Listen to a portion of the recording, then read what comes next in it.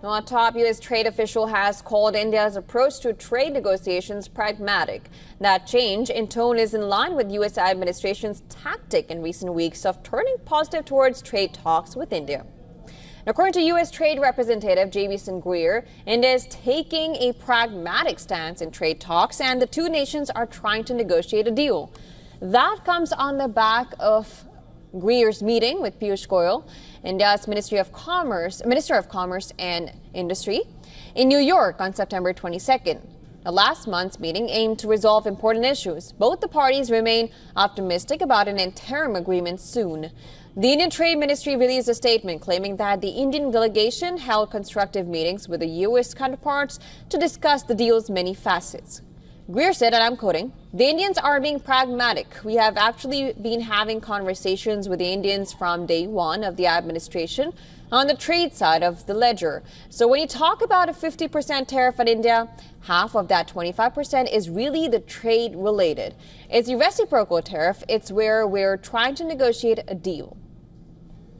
Now, Greer's comments line up with the Indian Trade Ministry's statement earlier, which said both sides exchanged views on possible contours of the deal, and it was decided to continue the engagements with a view to achieve early conclusion of a mutually beneficial trade agreement.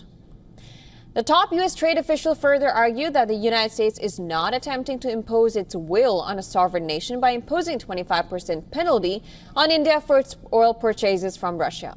This comes after Russian President criticized the U.S. for trying to dictate its will on India.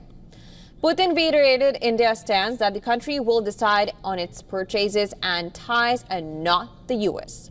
Now, according to Greer, New Delhi is planning to diversify its energy sources because it knows that ending the war in Ukraine is a U.S. priority.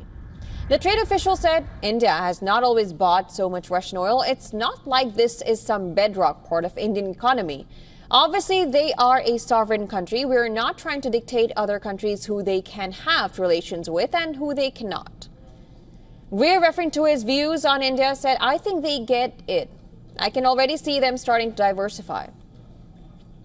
Now, he also highlighted that India is not alone in buying Russian oil. Greer said that the Trump administration has pressed the Europeans and the Chinese to halt their Russian energy purchase as well.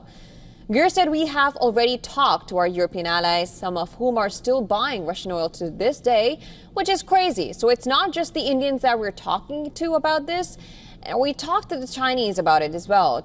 And we just need to end this war."